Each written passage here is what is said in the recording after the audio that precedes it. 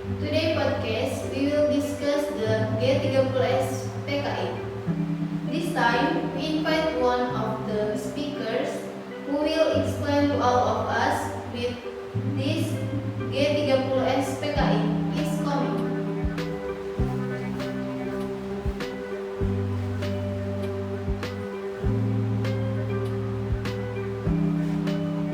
Please introduce yourself. Hello everyone, my name is Farhani. I'm 16 years old. I'm in currently 11,000 grade vocational high school majoring visual communication design. How are you today? Great, today I'm good health. How about you? I'm fine, thank you. Okay, let's go straight to the first question. What is G30S PKI? G30 SPKI 30 September Movement PKI was a coup attempt that took place from September 30 to October 1, 1965 in Indonesia. During this event, 6 TNI general and several others were killed by a group claiming to be members of the PKI, Indonesia Communist Party. The event aimed to overthrow Sukarno's government, but the coup failed. As a result, the PKI was disbanded and declared a banned organization in Indonesia. Okay. How this event began? The G30 SPKI event began on the 9th of September 30, 1965, when a group of soldiers calling themselves the 30,000 September Movement kidnapped and killed 6 TNI general. This group claimed they wanted to prevent a coup by the Council of General, whom they accused of planning to overthrow President Sukarno. After the killings, they took control of several key points in Jakarta, but the action was successfully thwarted by TNI on October 1, 1965. Okay. So, who are the parties involved? Political figures involved or associated with the G30 SPKI incident include the one person, DN Aidit, leader of the Indonesian Communist Party (PKI), who was suspected of being the main instigator behind the movement. 2. Suharto, Major General of the Indonesian Army, who later led the suppression of the G30 SPKI and rose to power after Sukarno. 3.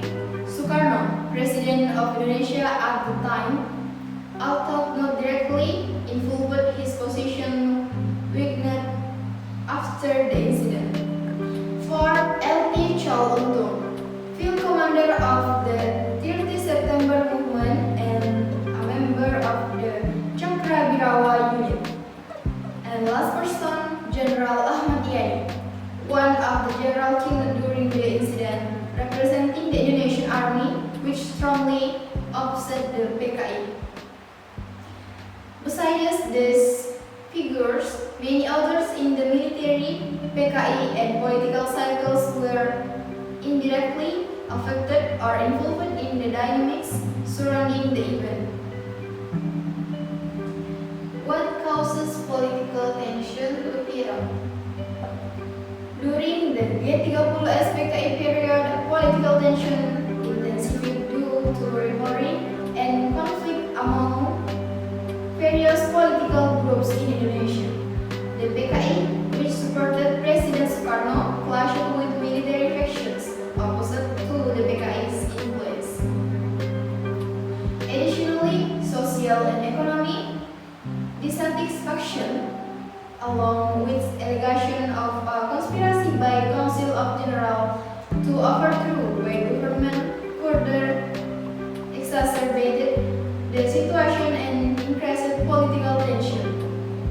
How Indonesia changed politically and socially after this event? After the G30 SPKI event, Indonesia underwent significant change both politically and socially. Politically, Ironically, President Sukarno lost power, and General Suharto assumed the presidency, beginning the New Order era. That lasted over 3 decades. The PKI was suspended and many of its members were arrested or exiled. Socially, there was repression against communists and their sympathizers, alongside major changes in the power structure that led to political stability and economic growth. However, this period was also marked by human rights violations and restrictions on political freedoms. Okay. How can we understand this history more objectively in the present day? 1. Examine multiple sources, review a range of historical documents, scholarly articles, and eyewitness accounts to get a comprehensive view. 2. Consider different perspectives, analyze accounts from various sides involved, including government, military, and communist viewpoints. 3. Assess historical context, understand the socio-political and economic condition of Indonesia at the time to grasp the underlying factors. The last, recognize biases. Be aware of potential biases in historical narratives and seek balanced interpretations. This approach helps in forming a well-rounded and objective understanding of the events. Well, that was the explanation related to the G30 PKI incident that has been explained by our guest Miss Hani. From the explanation above, there must be many things that we can take as example in our daily lives. The information above will certainly be very helpful for the audience to be able to better understand the G30 PKI incident. Maybe that's all for our podcast about G30 PKI. I hope this can be useful for all of us. And I would like to thanks to Miss Hani for taking the time to attend our podcast today. Thank you, I'm Taki Mailaya. See you next time. That's all from me. I will take my life. See you next time.